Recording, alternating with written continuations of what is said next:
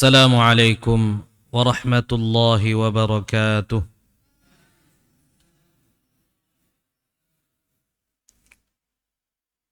Alhamdulillahilladzi farada ala ibadihi as-siyam wa ja'alahu mutahhiran li nufusihim min adh-dhunubi wal atham. Ashhadu an la ilaha illallah wahdahu la sharika lah الملك الحق العلام وأشهد أن محمدا عبده ورسوله أفضل من صلى وصام ووقف بالمشاعر وطاف بالبيت الحرام اللهم انفعنا بما علمتنا وعلمنا ما ينفعنا وزدنا علما اللهم لا علم لنا إلا ما علمتنا إنك أنت العليم الحكيم Allahumma amin. Amma ba'd, ikhwatal iman rahimani wa rahimakumullahu jami'a. Kita melanjutkan apa yang menjadi perenungan kita tadi malam berkaitan dengan firman Allah Subhanahu wa taala dalam surah At-Taubah, apa yang menjadi ayat 119.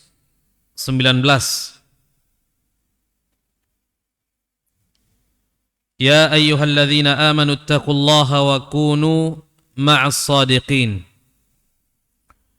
Kita sampaikan tadi malam bahwa ayat ini adalah ayat yang menjadi rangkaian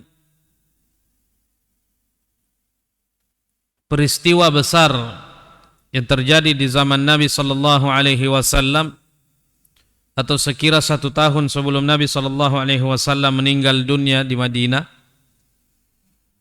yaitu peristiwa yang lebih dikenal dengan Perang Tabuk. Tadi malam kita sudah menjelaskan bersama betapa semangat sahabat-sahabat Nabi untuk berpihak pada kebaikan, menjadi pejuang-pejuang kebenaran, menjadi pendukung barisan-barisan pejuang kebenaran dengan segala daya dan upaya mereka yang ingin mereka tunjukkan kepada Allah Subhanahu wa ta'ala. Ada satu hal juga yang penting untuk kita renungkan berkaitan dengan Perang Tabuk ini.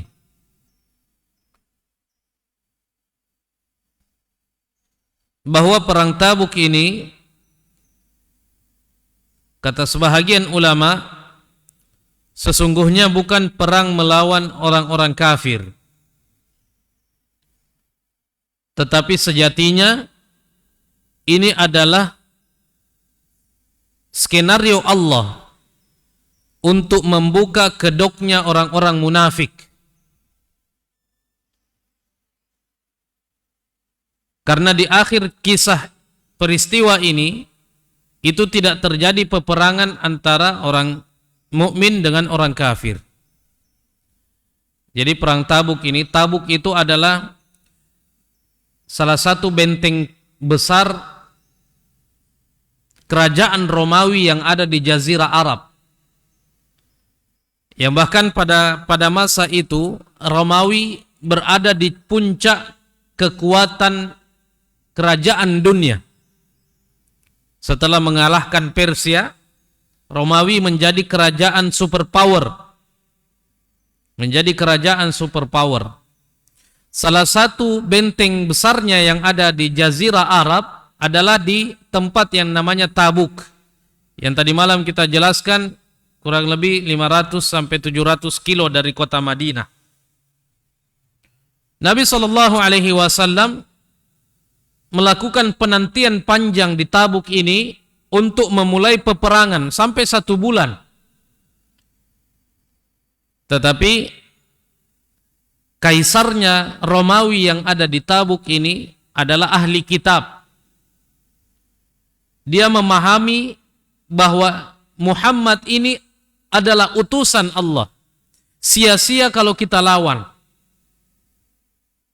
Tetapi kalau mengalah begitu saja, mereka gengsi sebagai negara superpower, kerajaan superpower. Akhirnya diajaklah Nabi untuk melakukan perjanjian damai. Tidak ada peperangan sampai Nabi SAW kembali ke Madinah lagi setelah 1 bulan menanti untuk bersiap berperang, tetapi tidak terjadi peperangan. Namun kata para ulama bahwa memang ini bukan tentang peperangan melawan orang-orang Romawi, tetapi ini adalah skenario Allah untuk membuka warnanya, wajahnya, kedoknya orang-orang munafik yang ada di tengah-tengah sahabat Nabi Sallallahu Alaihi Wasallam. Di perang Tabuk inilah terlihat jelas siapa yang mukmin dengan iman yang asli, siapa yang munafik yang keimanannya palsu, dengan segala cirinya yang digambarkan oleh Allah. Maka kalau kita lihat di dalam surah At-Taubah ayat-ayat sebelum 119 itu, beberapa di antaranya Allah Subhanahu wa taala memberikan gambaran tentang ciri-ciri mereka. Orang-orang munafik yang ada di tengah-tengah pasukan umat Islam. Di antaranya yang pertama, begitu Nabi sallallahu alaihi wasallam mengumumkan, Nabi hanya mengumumkan secara resmi peperangan itu cuma 2 kali diumumkan secara resmi. Artinya secara resmi sosialisasinya masif, diumumkan dengan bagus. Bahkan mewajibkan semua laki-laki untuk ikut berperang di perang Tabuk ini. Maka yang paling pertama yang kelihatan dari ciri-ciri orang-orang munafik pada saat itu adalah mereka mencoba mencari-cari alasan untuk tidak ikut berjihad. Ini ciri-ciri munafik ini. Mereka akan mencari-cari alasan untuk tidak mengikuti perjuangan. Ini ciri kemunafikan. Dan ini kemudian menjadi pelajaran untuk kita semua. Bahwa memang orang munafik sering mencari alasan untuk tidak melakukan kebaikan. Sering mencari alasan untuk tidak melakukan ibadah. Kenapa tidak sholat? Sakit. Sakitnya kenapa? Sakit panu. Nah, ini banyak alasannya. Biar sakit panu tidak mau juga sholat. Kenapa tidak membaca Al-Quran? Sakit. Kenapa tidak berakhlak mulia? Tidak faham. Selalu saja ada alasan-alasan yang diungkapkan. Beginilah ciri-cirinya orang munafik ini. Mencari alasan untuk tidak menegakkan agama Allah dalam dirinya. Sehingga ketika Nabi Sallallahu Alaihi Wasallam mengumumkan, mendeklarasikan peperangan, bahkan mewajibkan semua orang beriman laki-laki untuk keluar ke medan Tabuk ini, maka bermunculan orang-orang munafik dengan segala alasannya untuk izin kepada Nabi Sallallahu Alaihi Wasallam. Dan Nabi izinkan, Nabi tahu ini ciri-cirinya mereka. Bahkan sempat Nabi Sallallahu Alaihi Wasallam ditegur oleh Allah Subhanahu Wa Taala karena mengizinkan orang-orang munafik untuk tidak ikut berperang. Di antaranya misalnya yang paling pertama naik menghadap Nabi Sallallahu Alaihi Wasallam untuk izin itu ada orang munafik namanya Al-Ja'ad bin Qais. Al-Ja'ad bin Qais. Ini diabadikan oleh Allah Subhanahu wa taala. Dia datang kepada Nabi, dia katakan, "Ya Rasulullah, saya minta izin untuk tidak ikut perang. Alasannya tidak masuk akal." Apa alasannya? Engkau tahu ya Rasulullah bahwa perempuan-perempuan Romawi itu menarik semua. Saya khawatir terkena fitnah wanita. Coba alasannya. Saya khawatir kalau saya ikut jihad, saya terkena fitnahnya wanita-wanita Romawi. Akhirnya saya tergoda. Ini saya tidak mau. Lebih baik saya tidak ikut berjihad. Ini alasan, kalau orang bilang alasan mati ini. Ada saja alasannya. Dan ini disampaikan oleh Allah Subhanahu wa taala, diabadikan oleh Allah dalam surah At-Taubah ayat ke-49. Wa minhum may yaqulu dhanni wa la taftinni ala fil fitnati saqatu wa inna jahannama la muhitatun bil kafirin. Dia katakan kepada Rasulullah SAW, izinkan saya ya Rasulullah untuk tidak berjihad. Saya khawatir terkena fitnah wanita. Ini ciri-ciri kemunafikan, bahwa mereka punya banyak sekali alasan untuk tidak berbuat baik. Tidak ke masjid, oh iya hujan. Begitu panas matahari, oh terlalu terik matahari, bahaya juga terlalu kena panas. Tidak ke masjid juga. Banyak sekali alasannya untuk tidak melakukan kebaikan. 1001 alasan diungkapkan. Bahkan tokoh munafik yang lain yang bernama Abdullah bin Abi Salul datang kepada Nabi, izin kepada Nabi bukan karena wanita lagi alasannya. Dia datang kepada Nabi, dia katakan, ya Rasulullah, saya tidak keluar berjihad. Ini panas. Kan kita sampaikan tadi malam bahwa perang Tabuk itu terjadi di puncak musim panas. Sehingga diabadikan oleh Allah dalam surah Taubah ayat 81. Farihal mukhallafuna bimaq'adihim khilafa Rasulillah wa karihu ay yujahidu bi amwalihim wa anfusihim fi sabilillah wa qalu la tanfiru fil har. Dia katakan, dia hasut, dia sampaikan ke yang lain, jangan keluar berjihad kalau di musim panas. La tanfiru fil har. Lalu Allah mengatakan, kul naru jahannam asyaddu harra. Katakan kepada mereka, wahai Muhammad, api jahannam lebih panas dari ini. Tetapi poin yang kita garis bawahi dan menjadi pelajaran kehidupan kita setelah mereka ini adalah bahwa ciri-ciri orang munafik itu selalu cari-cari alasan untuk tidak melakukan ibadah, ketaatan, kebaikan kepada Allah. Ini yang pertama. Yang kedua, orang munafik bukan hanya cari alasan tidak melakukan kebaikan, tetapi dia selalu mengkritisi orang yang berbuat baik. Jadi komentator. Semuanya dikomentari. Semuanya dikritisi, padahal dia tidak lakukan. Seperti kalau ada komentator bola, seperti paling hebat main bolanya daripada pemain bola. Jadi disuruh tendang bola tidak tahu. Dia cuma bisanya komentar saja. Mengomentari orang yang sedang bermain. Nah, ini kerjanya munafik juga demikian. Mengomentari orang yang ibadah. Bisanya itu sholat masih ada tatonya. Lah kamu tidak sholat. Alhamdulillah orang yang masih tato misalnya, dia sholat. Dia mulai memperbaiki diri. Ini kerjanya orang munafik. Mengkritisi orang-orang yang melakukan kebaikan. Apa yang mereka kritisi dan diabadikan oleh Allah? Tadi malam kita jelaskan, begitu Nabi mengumumkan penggalangan dana untuk perbekalan perang, sahabat tiba-tiba datang. Ada yang memiliki harta banyak, ada yang tidak memiliki banyak. Dia kasih sedikit. Nah, orang yang paling pertama tidak dijelaskan dalam riwayat siapa namanya, tetapi sahabat yang paling pertama datang dengan membungkus bekal itu dengan kain berat, dia bawa dengan berat kepada Nabi Rasulullah, ini saya sumbangkan sebagai bekal jihad di jalan Allah Subhanahu wa taala. Apa komentarnya orang munafik? Riya. Mau jadi puji. Mau jadi sanjung. Mestinya itu kalau mau sedekah diam-diam, jangan terang-terangan. Ini orang munafik ini.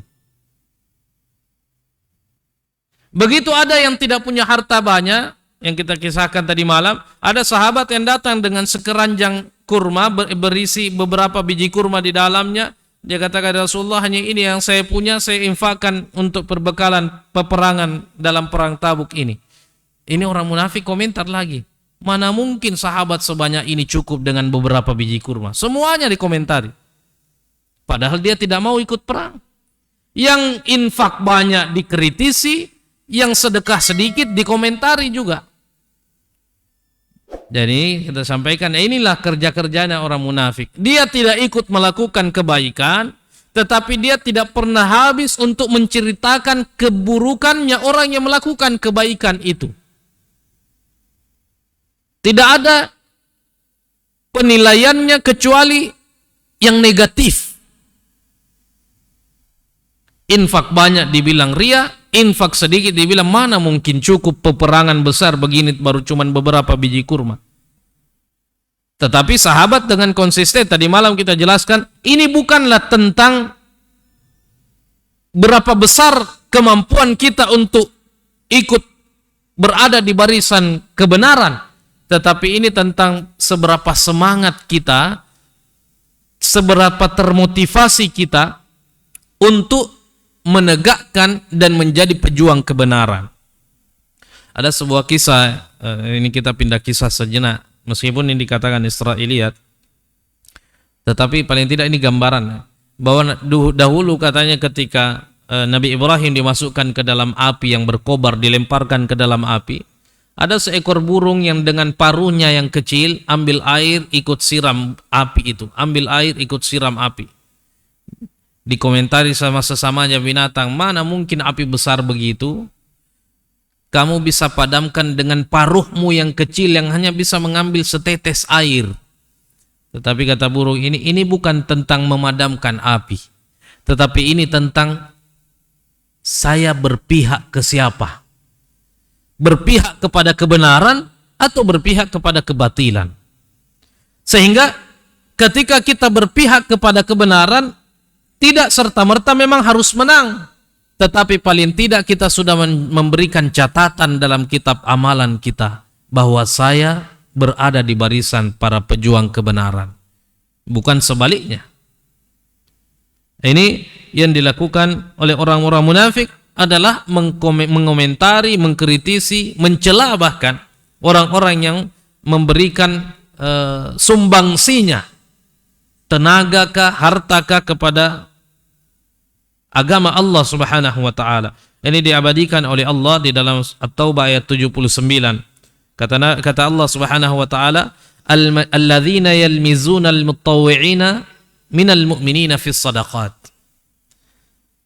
Orang-orang yang mencela orang-orang sahabat-sahabat Nabi yang semangat untuk memberikan, mengeluarkan hartanya di jalan Allah.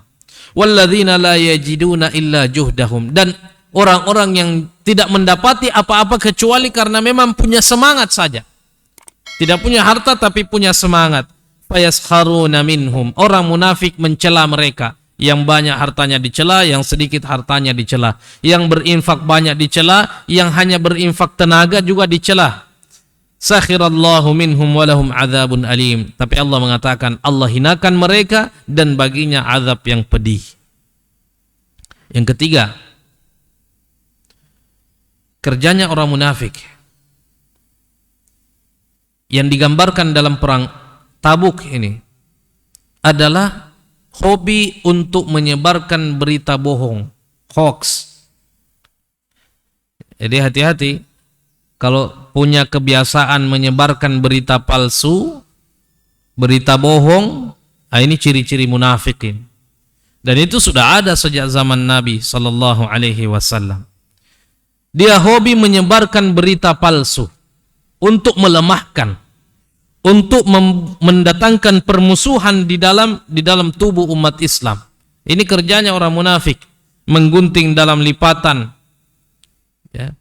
Ini kerja-kerja orang-orang munafik seperti ini, merusak tatanan persatuan umat Islam dari dalam dengan cara salah satunya suka menceritakan berita palsu, berita bohong.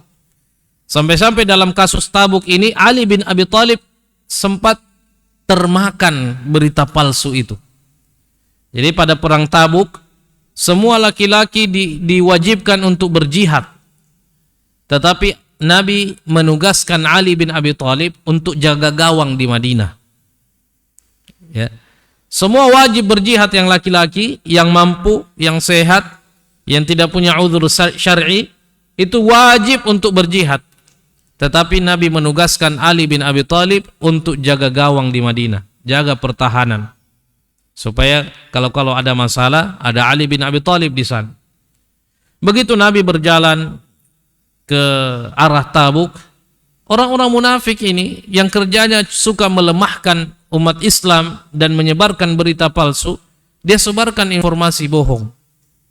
Dia sebarkan informasi bahwa Nabi tidak mengikutkan Ali bin Abi Thalib karena Ali itu penakut. Karena Ali itu lemah. Dan berita ini tersebar tidak tahu siapa sumbernya. Ali bin Abi Thalib mendengarkan itu geram, marah. Mau marah sama siapa juga tidak jelas.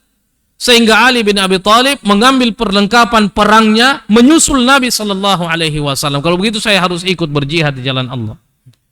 Begitu Nabi tersusul oleh Ali bin Abi Thalib, Nabi punya kebiasaan setiap beberapa lama berjalan, dia memantau lagi kondisi sahabat-sahabatnya yang ikut berjihad.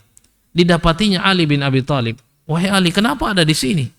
Bukankah saya tugaskan kamu untuk jaga Madinah? Kata Ali bin Abi Thalib, ya wallahi ya Rasulullah, tersebar informasi di Madinah bahwa engkau tidak mengikutkan saya karena saya lemah, karena saya penakut. Maka saya harus ikut bersamamu ya Rasulullah untuk membuktikan bahwa saya ingin berjihad. Kata Rasulullah sallallahu alaihi wasallam, tidak demikian wahai Ali. Tidakkah kamu senang kalau kamu menjadi penjaga keluargaku di Madinah dan juga menjadi penjaga keluargamu di Madinah? Sebagaimana statusnya Harun kepada Musa. Nabi ingin menjelaskan kepada Ali bahwa itu berita palsu itu. Saya memberikan kamu amanah ini sebagai penghargaan kepercayaan saya untuk kamu jaga keluargaku di Madinah. Dan itu adalah kemuliaan besar, menjaga keluarga Nabi SAW. Akhirnya Ali bin Abi Thalib ini sadar dan kembali ke Madinah, tidak lagi menghiraukan berita-berita palsu itu. Tetapi sempat termakan berita palsu. Ini kerjanya orang-orang munafik, selalu menyebarkan berita hoax, berita-berita palsu yang bisa melemahkan tubuh dan pertahanan umat Islam. Ikhwatal iman, rahimani wa rahimakumullahu jami'a. Ada banyak sekali kisah-kisah yang berkaitan dengan perang Tabuk ini, di mana Allah Subhanahu wa taala membongkar wajahnya orang-orang munafik, membongkar kedoknya orang-orang munafik, sehingga kata para ulama bahwa perang Tabuk ini sejatinya bukanlah peperangan melawan orang-orang Romawi, tetapi ini adalah sebuah skenario Allah untuk membongkar wajah-wajah orang-orang munafik yang ada di tengah-tengah sahabat Nabi sallallahu alaihi wasallam. Semoga Allah Subhanahu wa taala membimbing hati kita semua di jalan-jalan kebaikan. Ja'alani Allah wa iyyakum minal amilin wal faizin wa adkhalani wa iyyakum bil janna wan na'imil muqim. Aqulu qawli hadha wastaghfirullaha li wa lakum wa li sa'iril muslimina min kulli dhanb fastaghfiruhu wa ya fawzal mustaghfirin wa tubu ilaihi wa ya najatat taibin. Hadanallahu wa iyyakum ajma'in. Wassalamu alaikum warahmatullahi wabarakatuh.